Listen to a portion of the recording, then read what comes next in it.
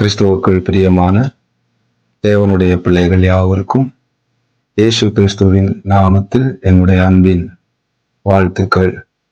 இன்றைக்கு நாம் வேதத்திலிருந்து ஒரு வேத வார்த்தையை தியானிக்க போகிறோம். மத்தேயு எழுதின சுவிசேஷம் 14வது அதிகாரம் 13 முதல் 21 வரை உள்ள வேத வசனங்களில் வாசிக்கும் போது, ஆண்டவராய் இயேசு கிறிஸ்து ஊழியம் செய்கிற காலகட்டத்திலே 5 அப்பத்தையும் 2 மீன்களையும் கர்த்தர் ஆசீர்வதித்து 5000 பேரை போஷித்த ஒரு அற்புத சாட்சியை இந்த இடத்திலே நாம் வாசிக்க முடியும். ஆண்டவராகிய தேவனுடைய வார்த்தையை கேட்கும்படியாக அநேக கர்த்தருடைய பிள்ளைகள் ஆண்டவர் இருந்த இடத்திற்கு போனார்கள்.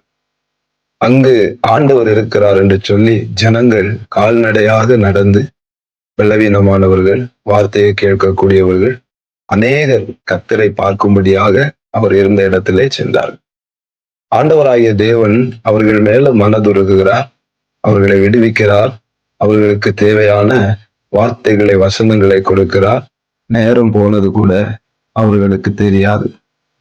ஆண்டவர் சொல்லுகிறார், சாயங்காலமாகிவிட்டது, இவர்களுக்கு நீங்க போஜனம் கொடுங்கள், ஆகாரம் கொடுங்கள் என்று சீஷர்களிடத்திலே ஆண்டவர் சொல்லுவார். உடனே சீஷர்கள் சொல்லுவார்கள், நாங்கள் எப்படி கொடுக்க முடியும், அவர்களை எப்படி போஷிக்க முடியும், நேரம் தாண்டி விட்டது, நாம் பட்டணங்களிலே போய் வாங்க வேண்டுமானாலும் இது ஒரு கூடாத காரியம் இப்பொழுது. அப்போ ஆண்டவர் சொல்லுகிறார், உங்களில் யாரிடத்தில் ஆகிலும் ஏதாகிலும் சாப்பிட வேண்டிய அந்த ஆகாரங்கள் இருக்குமானால் அதை கொண்டு வாங்க. சீடர்கள் அதை பார்க்கும்போது ஒரு சிறுவனிடத்திலே சாப்பிடக்கூடிய 5 அப்பமும் 2 மீன்களும் இருக்கிறது.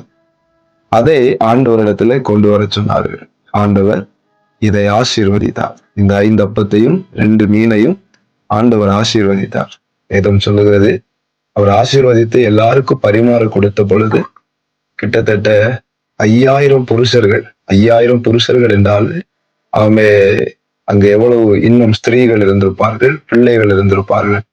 அந்த அளவுக்கு ஆண்டவர் அந்த சிறிய ஆசீர்வாதத்தை ஒரு பெரிய ஆசீர்வாதமாய் மாற்றி அநேகர் சாப்பிட வைத்தார். என்னை கேட்கிற பிரியமான தேவ பிள்ளைகளே, உங்க வாழ்க்கையிலையும் சில குறைவான அனுபவங்கள் இருக்கிறது. உங்க வாழ்க்கையிலையும் கொஞ்சம் நன்மைதான் இருக்குது. இதை வச்சு பிள்ளைகள் காலத்துல பிள்ளைகளுக்காக ஒன்றும் செய்ய முடியல, உங்களுக்காக ஒன்றும் செய்ய முடியல, ஏதோ கிருபையில என்னுடைய வாழ்க்கை ஓடிக்கொண்டிருக்கிறது. ஆமென், கர்த்தர் ஒவ்வொரு நாள் என்னை நடத்துகிறார் என்று சொல்லி நீங்கள் இருக்கலாம். ஆண்டவர் சொல்லுகிறார், நிறைவானது வரும்போது குறைவானது ஒழிந்து போகும். சீக்கிரமாய் உங்க வாழ்க்கையில நிறைவான ஒரு நன்மை உங்க வாழ்க்கையில கர்த்தர் கொடுக்க போகிறார். ஒரு உயர்வை கொடுக்க போகிறார். அந்த குறைவுகள் எல்லாம் மாற போகிறது. தேவ பாதத்துல உட்கார்ந்து ஒவ்வொரு நாளும் இந்த குறைவான ஆசீர்வாதம் எனக்கு நிறைவாய் மாறட்டும் என்று ஜெபிங்க. நிச்சயம் உங்க வாழ்க்கையில ஒரு புதிய வழி திறக்க போகிறது என்று, ஒரு புதிய ஆசீர்வாதம் உண்டாக போகிறது என்று பரிசுத்த ஆவியானவர் சொல்லுகிறார்.